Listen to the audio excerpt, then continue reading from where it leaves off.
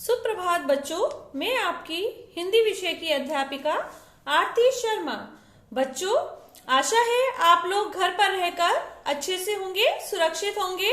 बच्चों, आज मैं आपको आपकी हिंदी व्याकरण की किताब में से पाठ 16 काल पढ़ाने व समझाने जा रही हूँ। आशा है आप सभी इसे ध्यान से समझने का प्रयास करेंगे बच्चों। तो बच्चों, हम पाठ शुरू करते हैं। तो बच्चों, आज हम पढ़ रहे हैं काल। क्रिया का वह रूप जो उसके होने के समय का बोध करवाता है उसे हम क्या कहते हैं बच्चों? काल कहते हैं। यानी क्रिया किस समय में हो रही है उस समय का जब हम बोध करते हैं तो वहां काल होता है। बच्चों, हम ये किताब में दिए गए तीनों चित्रों को देखेंगे और तीनों में अलग अलग हो रही क्रियाओं को भी ध्यान पूर्वक देखेंगे और समझने का प्रयास करेंगे। देव खाना खा रहा है, योगेश खाना खा चुका है, तेहन खाना खाएगा। तो तीनों ही चित्रों में बच्चों काल के तीनों रूपों को उदाहरण देकर समझाया जा रहा है। देव खाना खा रहा है, तो यहाँ पर क्या हो रहा है बच्चों? खाना खा रहा है, यानी कि वर्तमान क्रिया हो रही है। योगेश खाना खा चुका है, तो यहाँ पर भूतकाल दर्शाया जा रहा है।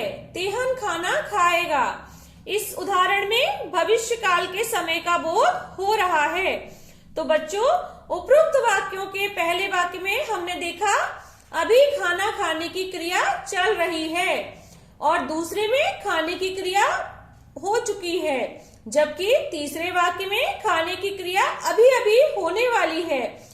तो बच्चों, हमने देखा तीनों ही वाक्यों में रही है से होने के समय का हमें पता चल रहा है। बच्चों, अब हम अभी तक हमने समझा काल, और काल के उदाहरण देखकर हमने यह जाना कि क्रिया का वह रूप जिसके उसके होने के समय का जब हमें बोध होता है तो वहां काल होता है। बच्चों, अब हम देखते हैं काल के भेद। तो बच्चों, काल के 3 भेद हैं: वर्तमान काल, भूतकाल और भविष्य काल। बच्चों, तो पहले हम लेते हैं वर्तमान काल। क्रिया के जिस रूप से यह ज्ञात हो कि कार्य चल रहे समय में हो रहा है उसे हम वर्तमान काल कहते हैं। तो बच्चों, इसमें हमने क्या समझा? क्रिया के जिस रूप से ज्ञात हो रहा है, यानी पता चल रहा है कि क्रिया या कार्य चल रहे समय में हो रहा है, यानी वर्तमान काल, प्रेजेंट। गुंजन पौधा लगा रही है, उदाहरण में हम देख रहे हैं कि क्या कर रही है गुंजन? पौधा लगा रही है। शुभम खेल रहा है, तो दोनों ही क्रियाएं हमें चल रहे समय का बोध करवा रही हैं। बच्चों, अब हम देखते हैं वर्तमान काल के भी उपभेद होते हैं। तो हम यह भी जान लेते हैं कि वर्तमान काल के कौन कौन से उपभेद होते हैं। पहला, सामान्य वर्तमान। क्रिया के जिस रूप से वर्तमान काल में किसी क्रिया के करने या होने का बोध हो उसे सामान्य वर्तमान काल कहते हैं। तो बच्चों, क्या जाना हमने परिभाषा में? क्रिया के जिस रूप से वर्तमान काल में किसी क्रिया के करने या होने का बोध हो रहा है, यानी क्रिया तो सामान्य है परंतु वह वर्तमान काल के समय में होने का बोध करवा रही है। मुकेश स्कूल जाता है, रीता गाना गाती है। तो इसमें इस वाक्य में उदाहरण में स्कूल जाता है और रीता गाना गाती है में गाती है। तो यहाँ पर दोनों ही क्रियाएं सामान्य क्रियाएं हैं। तो बच्चों, अभी हमने सामान्य वर्तमान काल देखा था। अब हम आते हैं इसके दूसरे उपभेद संदिग्ध वर्तमान काल पर। क्रिया के जिस रूप से किसी कार्य के वर्तमान काल में होने का संदेह पाया जाए उसे संदिग्ध वर्तमान कहते हैं। तो बच्चों, क्या जाना हमने? क्रिया के जिस रूप से किसी कार्य के वर्तमान काल में होने का संदेह पाया जा रहा है। क्रिया तो हो रही है परंतु वह ना तो पूर्ण हुई है, उसमें संदेह है, क्रिया के होने में संदेह पाया जा रहा है। तो बच्चों, हम उदाहरण देखते हैं। मोना नाच रही होगी, लोकेश सिनेमा देख रहा होगा। तो दोनों ही उदाहरणों में हमने देखा मोना नाच रही होगी, लोकेश सिनेमा देख रहा होगा। नाच रही होगी और रहा होगा, जब दोनों ही ये शब्द लग गए हैं तो यहाँ पर क्या हो रहा है, संदेह पाया जा रहा है कि पता नहीं है मोना नाच चुकी है या नहीं, या लोकेश सिनेमा देख चुका है। संदेह है दोनों ही वाक्यों में। तो बच्चों अब हम इसके अगले उपभेद पर पहुंचते हैं। अपूर्ण वर्तमान क्रिया के जिस रूप से यह बोध हो कि कार्य वर्तमान काल में आरंभ होकर अभी जारी है, उसे अपूर्ण वर्तमान काल कहते हैं।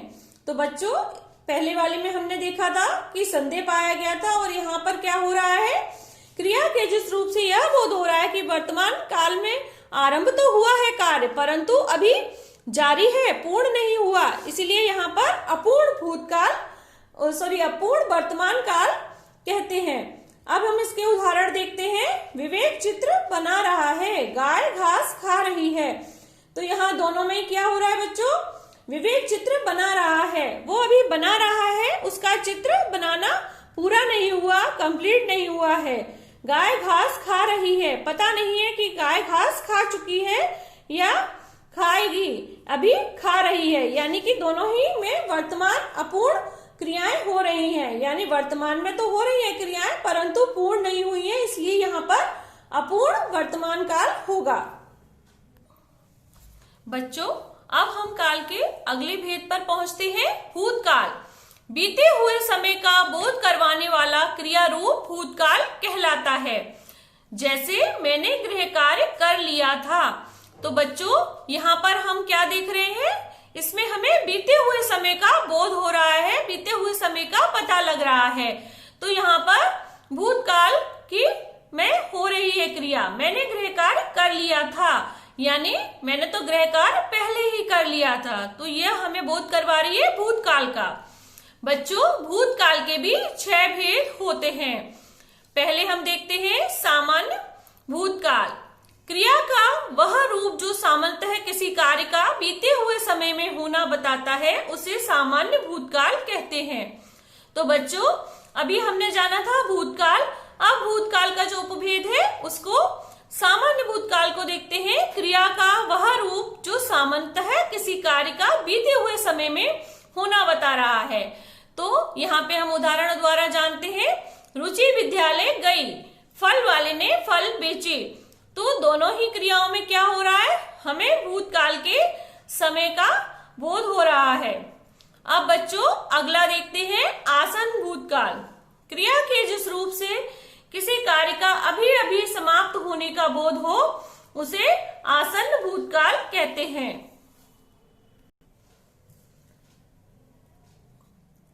तो बच्चों क्रिया के जिस रूप से किसी कार्य का अभी अभी समाप्त होने का जहां पर हमें बोध हो रहा है, वहां पर कौन सी क्रिया होगी, आसन्न भूतकाल। माँ ने खाना बनाया है, मैंने अपना काम कर लिया है। तो दोनों में ही खाना बनाया है और काम कर लिया है। दोनों ही वाक्यों में हमें यह दर्शा रहा है कि यहाँ पर किसी भी कार्य का अभी अभी समाप्त होने का हमें बोध हो रहा है, अभी अभी समाप्त होने का पता चल रहा है। तो बच्चों अब हम अगले उपभेद पर पहुंचते हैं, पूर्ण भूतकाल। क्रिया के जिस रूप से किसी कार्य का भूतकाल में बहुत पहले ही होने का बोध हो, उसे पूर्ण भूतकाल कहते हैं। तो बच्चों इसमें हम क्या जान रहे हैं, पहले हमने देखा था कि कार्य अभी अभी समाप्त हुआ है, और अब हम देख रहे हैं कि क्रिया के जिस रूप से किसी कार्य का भूतकाल में तो हुआ था परंतु वह पहले ही होने का बोध करा रहा है। तो उदाहरण में देखते हैं, रिया चित्र बना चुकी थी, मनीष को पुरस्कार मिल चुका था। तो दोनों में ही क्या हो रहा है बच्चों, यानी रिया चित्र बना चुकी है, भूतकाल में ही पहले ही कार्य हो चुका है दोनों ही उदाहरणों में। अब अगला देखते हैं बच्चों, संदिग्ध भूतकाल। क्रिया के जिस रूप से किसी कार्य के भूतकाल में होने में संदेह हो, उसे संदिग्ध भूतकाल कहते हैं। जैसे उसे मेरा घर मिल गया होगा, रितु ने आटा खरीद लिया होगा। तो दोनों ही में क्या हो रहा है, दोनों में ही हमें समझ में आ रहा है कि यहाँ पर क्रिया भूतकाल में तो हो रही है, परंतु क्या है बच्चों, संदेह है उसमें। हमें संदेह हो रहा है कि उसे मेरा घर मिल गया है या नहीं मिला, या ऋतु ने आटा खरीद लिया या नहीं खरीदा। तो दोनों में ही यह कार्य हो रहा है। अब बच्चों हम देखते हैं अपूर्ण भूतकाल। तो क्रिया के जिस रूप से किसी कार्य के भूतकाल में होने का पता तो चलता है, किंतु उसके समाप्त होने या ना होने का पता नहीं चलता है। तो बच्चों हमने देखा अपूर्ण भूतकाल में कि क्रिया जिस रूप से किसी कार्य के भूतकाल में होने का पता तो चलता है, किंतु उसके समाप्त होने या ना होने का पता नहीं चलता, उसे हम अपूर्ण भूतकाल कहते हैं। उदाहरणों में देखते हैं, मीना पत्र लिख रही थी, बच्चे क्रिकेट मैच खेल रहे थे। तो ये दोनों में ही हमें लग रहा है कि पता नहीं है मीना ने पत्र लिख लिया, पूरा कर लिया या नहीं, बच्चे ने क्रिकेट मैच खेल चुके या नहीं। यानी दोनों में ही क्या हो रहा है, कार्य या क्रिया अभी चल रही है, अपूर्ण है। तो यहाँ पर अपूर्ण भूतकाल। अब बच्चों हम देखते हैं, तो बच्चों अब हम देखते हैं हेतु मध्य भूतकाल। क्रिया के जिस रूप से किसी कार्य का भूतकाल में दूसरी क्रिया पर निर्भर होने का ज्ञान होता हो, वहां पर हेतु मध्य भूतकाल होता है। तो बच्चों हमने इसमें क्या जाना कि क्रिया के जिस रूप से किसी कार्य का भूतकाल में कार्य तो हो रहा है, परंतु दूसरी क्रिया पर निर्भर होता है, निर्भर होने का हमें ज्ञान कराता है। तो उदाहरण देखते हैं बच्चों, यदि लोग अनुशासन में रहते तो भ्रष्टाचार नहीं फैलता। यहाँ पर एक क्रिया दूसरी क्रिया पर निर्भर होने का ज्ञान करा रही है। यदि परिश्रम करते तो सफलता मिलती। तो दोनों ही उदाहरणों से हमें समझ में आ रहा है कि क्रिया के जिस रूप से किसी कार्य का भूतकाल में दूसरी क्रिया पर निर्भर होना हमें यहाँ पे दर्शाया जा रहा है। अब बच्चों हम काल के अगले भेद पर पहुंचते हैं, भविष्यकाल। भविष्यकाल जब आने वाले समय में क्रिया के करने या होने का बोध हो, उसे हम भविष्यकाल कहते हैं। तो भविष्यकाल में हमने देखा जब आने वाले समय में क्रिया के करने या होने का बोध हो, उसे भविष्यकाल कहते हैं। यानी जो हमें आने वाले समय का ज्ञान कराता है वह भविष्यकाल कहलाता है। हम कल ऋषिकेश जाएंगे, मैं कल विद्यालय जाऊंगा। दोनों में ही हमें यहाँ पर आने वाले समय का बोध हो रहा है। तो बच्चों अब हम देखते हैं भविष्यकाल के भी दो उपभेद होते हैं, सामान्य भविष्यकाल और संभाव्य भविष्यकाल। तो पहले हम देखते हैं सामान्य भविष्यकाल।